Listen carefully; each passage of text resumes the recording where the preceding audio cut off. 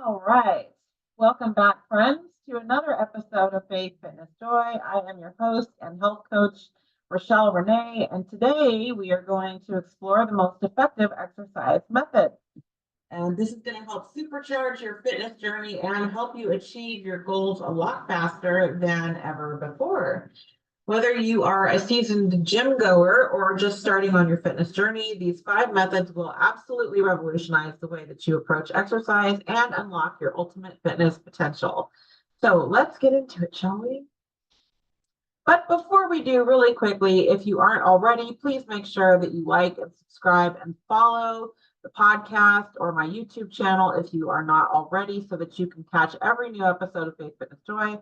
Also, make sure that you join the private Facebook group, also called Faith, Fitness, Joy, if you're not in there already, and you can get all the extras on all things health of the mind, body, and soul. And last but not least, don't forget that I am offering a free 30-day training program right now. So you can grab the link to that in my bio on any of my socials or in the podcast episode description, and submit your application and get in on that today. Would love to see you in there. It is great value. It's worth over $1,000, and you're going to get access to 30 days of workouts, nutrition plan, and the Facebook group, of course, as well as a free transformation session with me to help lay out a plan for long-term success for you for your health and fitness goals.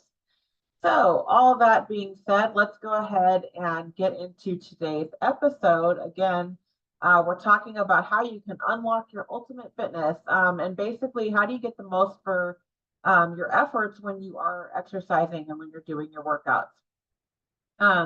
Many of you, like myself, have experienced over the years maybe feeling tired of spending all kinds of time in the gym and not really seeing the results that you would hope or that you really desire. Or maybe you're just feeling stuck in sort of a fitness rut, if you will, and you're not really sure how to break out of that and get to the next level. So if this sounds familiar, please rest assured that you are not alone. I have certainly been there myself, and many of us are. A lot of people struggle with this. A lot of people struggle to find the most effective way to exercise and the most effective exercise method that's going to actually help them achieve their goals. You know, there's a lot of myths floating around out there around exercise and how to exercise, and a lot of misconceptions. So that's why today we're going to talk about 5 proven methods for getting the best results from your workouts or your gym time.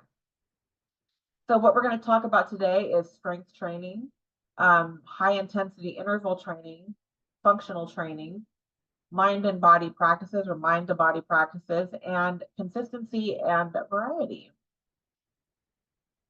So if you've been listening to my podcast for a while, you know that I have been exercising, working out, and dieting, or really focused on good nutrition for well over 3 decades. I've been doing this for about 31 years now. And these past 3 decades have included a ton of trial and error. I have probably tried just about every workout program you can name. Almost anything that's ever been put out there, I've probably tried it, or I've tried some similar iteration of it. Early on in my journey, being that I was a teenager, freshman in high school to be exact, I was really focused on cardio. That was like what I thought you were supposed to do if you wanted to lose weight. And so the concept that I had was, it was like the more cardio, the better, the more intense, the better. My thinking was, basically if I could work out longer and work out harder every day, that I would get better results. And I was very focused on, making sure I was burning as many calories as possible. That was kind of my goal. And as I got older, I learned that, this might work well to an extent when you're younger, but it definitely backfires as we start to age and approach our mid 30s or beyond. So I've also learned over the years that you need to do more than just cardio in order to get the results that most of us ladies want to get. And for many of us ladies, it may seem counterintuitive to think about building muscle. One of the common misconceptions that I had myself, and that I know many women hold is that if you lift weights, you're going to get bulkier. It's going to make you look big. You're going to look masculine or something like that. And it's really not true. And as a matter of fact, building muscle and doing weightlifting and strength training is actually what's going to help get you that shape and that tone and that physique that you're really looking for, that most of us want. You may have heard the term skinny fat, and that's really kind of what you get with cardio. It's like you're burning a lot of calories, and a lot of times we're also burning up our muscle mass, which is where you end up losing some of that shape that most of us really want to hang on to, and maybe even enhance. So I eventually decided to get over my own irrational fears of weightlifting, and I started to do weightlifting and adding that to my routine probably about 25 years ago now. So I've been doing that for a while as well. And in all my decades of working out, I have learned a lot. And I have learned a lot the hard way. One of the things I've learned is that it's really important to keep track of your workouts. It's important to keep track of what you're eating and your overall progress. And actually, I have a number of trackers that do just that, that I have available on Amazon. If you want to look those up under Rochelle Weiss, you can find those. I'll also include the links under the episode description and here on the Facebook Live after the podcast is done. So you can check those out if you're interested. But the reason that this is really important is so that you can gain insights into some of the questions that are going to naturally come up, because it's inevitable that you're going to run into points in time as you're on, as you're doing any sort of workout routine consistently, you're going to have plateau, you're going to get stalled on your results at times. And you're going to want to be able to try to kind of look back on what you've been doing and see what might be causing that. And also, as you start to explore making some changes to see if you can affect moving forward and breaking that plateau, you're going to want to know what you did. And you're going to want to keep track of that. So that's going to help you with that. Another thing I've learned over the years is that as you age, things change when it comes to working out and how you get results. So, when you're 20, your body is, it's younger, it's more efficient, it bounces back better than, say, when you're in your 30s or 40s. And so things that work for you when you're in your 20s are not going to work as well, if at all, when you're in your 30s or 40s. So you have to really look at how you can adapt as you get older. And a lot of times as we're aging, that's where we start to see some of these stalls and slowdowns, and just need to look at what can we do, what can we tweak so that we can work with our body where it is at each different age. So all that said, there's many ways that you can optimize your workouts so that you're as effective as possible when you are at the gym, and that you're not, basically like wasting your time when you're there, and you're getting, the most that you can out of your workout. So let's dive into 5 proven methods for optimal exercise results. So the first one, as you probably can guess if you've been listening to my podcast for any amount of time, is that I am huge on strength training and weightlifting. As far as I'm concerned, it is non-negotiable when it comes to any sort of solid workout regimen.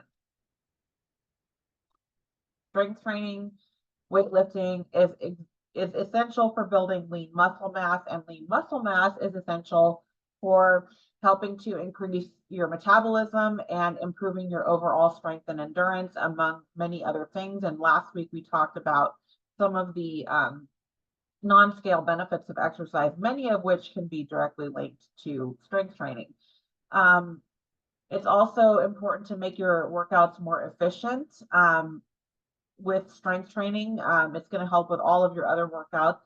And in order to make your strength training workouts more effective, a good thing to do is to find ways to involve multiple muscle groups in your sessions, in your weightlifting sessions. So this is things like squats, deadlifts, bench presses, things where you're involving those bigger muscle groups, or where you're using more of your body in the actual movements. Another good tip is using compound exercises, particularly when you're working the smaller muscle groups, because you don't want to neglect things like your shoulders and your arms in the interest of, trying to get the most from your workouts. But since those smaller workouts since those smaller muscle groups are not going to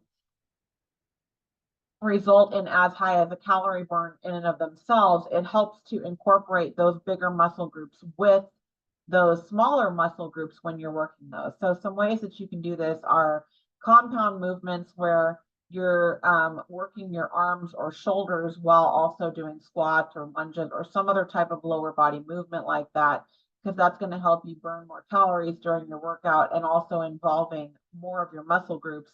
That's going to help make your arm and shoulder day, let's say, a little bit more effective than just working your arms and your shoulders by themselves, where you're really not going to get much of a calorie burn from that. So another proven method is to use high intensity interval training as a way for basically kind of as an option for cardio. So these are also called HIIT workouts, and they're known for their short duration and high intensity. So the idea here is that you are working out for a very short window of time, and you're working out and you're cycling from high intensity and low intensity in this brief window of time that you're doing this workout. And the reason that the HIITs are great is because not only do they burn calories during the workout, but it also triggers what's called the afterburn effect. So it's going to help your body continue to burn calories for hours after the actual workout. HIITs will actually help you to burn fat for up to 48 hours post-workout. So you will stay in a certain level of fat burning for up to 2 days after you do your HIIT workout. So it's a great approach for getting more done in less time. And it's really a great alternative for those of you who really don't really like doing cardio. Like steady state cardio is also important, and it's a really great way to be effective and efficient with your cardio without like overdoing it. However, a lot of people don't really like that. They don't want to spend 30 45 minutes on the treadmill walking or something like that. So HIITs are a great way to make sure that you're getting a good fat burning cardio workout in a short amount of time, and you don't have to do them very often. You can do them like 2 to 3 times a week, spread them out like with a day in between or so. So that's a little bit about the HIIT as a method for effective cardio. And then another method is functional training. So functional training focuses on movements that basically mimic some of our everyday activities and help improve our body's ability to perform those tasks better. And as we age, it helps us to continue to hold on to that strength so that we're able to maintain our independence and continue to do some of these day-to-day activities and movements well and with our strength. So you want to think about things like lifting something heavy, like a box up over your head and putting it on a closet shelf, for example, is an example of one of these functional types of movements. Another one is maybe getting on the floor and then getting back up again. So thinking about like, laying down and then getting back up off of the floor. These are the types of things that the functional exercise approach incorporate, so that again, it's helping you to be able to do these on a long-term basis and maintain basic functionality and strength in our bodies. These are the types of movements that focus on functional training. And so we want to incorporate things like squats, lunges, or overhead presses in our functional training workouts. And again, that's going to help you not only build strength, but also improve your balance, your flexibility, and your coordination over time. And it's going to lead to better overall functional fitness because it's helping you build up strength for things that we do day to day. And it's also going to help prevent injury from those things because you're building and maintaining strength in that area. A tip for doing these types of exercises is to focus your form in a way that feels natural. A lot of times when you're looking at certain types of exercises like overhead press, for example, they might be telling you to emphasize having your arms in a certain position as good form. But in the functional approach, you want to think about like what feels the most natural for you when you're thinking about lifting that box up over your head. So it might not be having your arms like way out on the sides. It might be a little bit more towards the front at an angle. And that might be how you naturally lift things up overhead. So that's another approach you want to take in these types of workouts, is to kind of adjust your form with that in mind. And then a fourth method is the mind-body practices. So, a lot of us, when we think about exercise, we tend to think about cardio. I think a lot of people's minds goes to that. And then other folks, it might go to the strength training or the weightlifting types of exercises. So, but exercise is not just about the physical fitness in that sense. Yes, that's important, but it's also about our mental well-being, and it's also about the connection between our mind and our body. So that's where practices like yoga, Pilates, and Tai Chi come into play, because they help us improve our flexibility and our strength, but they also help with things like stress reduction, helping us feel more relaxed, and enhancing our mindfulness in general.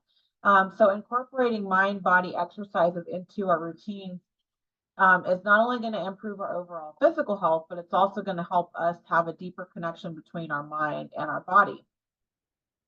And so the other thing about these exercises is they're a good way to make sure that you're including stretching and mobility as part of your overall routine every week.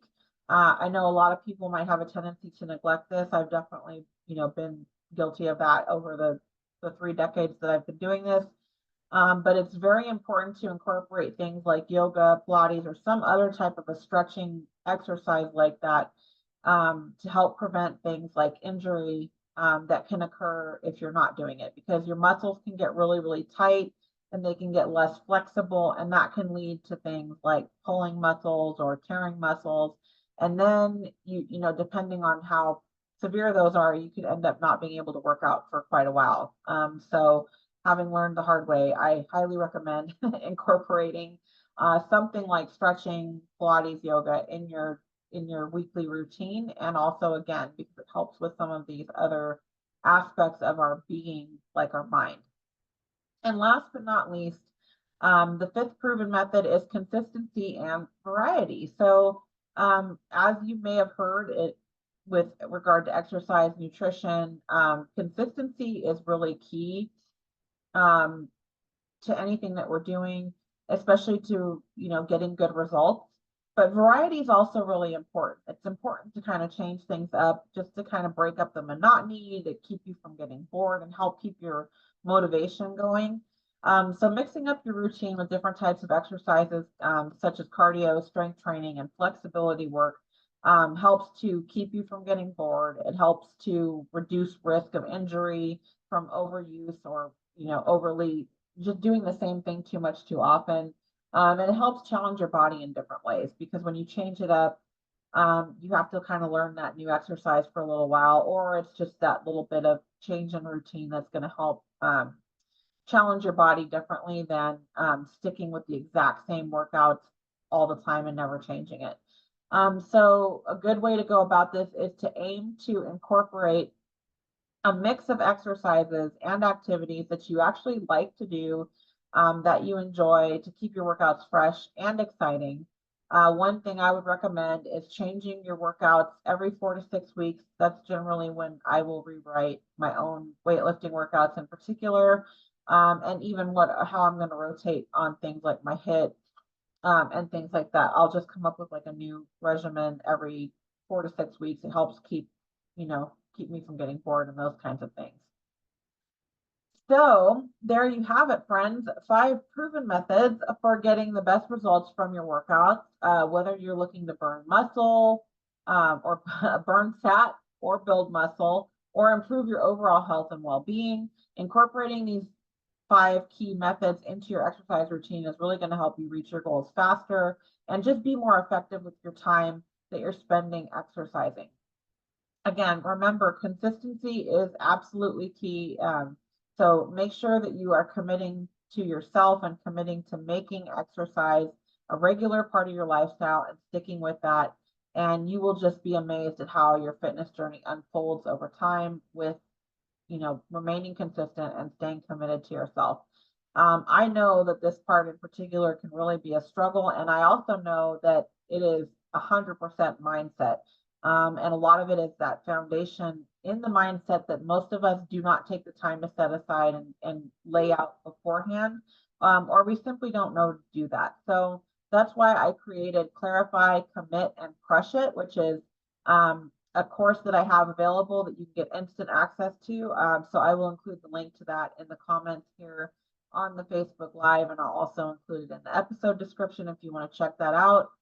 It's just a really quick and straightforward little program to help you get really clear about your intentions, get really clear about your goals, and create a plan for yourself to commit and move forward and follow through on your goals so that you can get where you want to be with your physical fitness and your health. So until next episode of Faith, Fitness, Joy, keep moving, stay motivated, and embrace the power of exercise to transform your life. And I look forward to seeing you in the next episode. Thank you so much, as always, for tuning in with me today. And I will see you on Wednesday for the next episode of Faith, Fitness, Joy.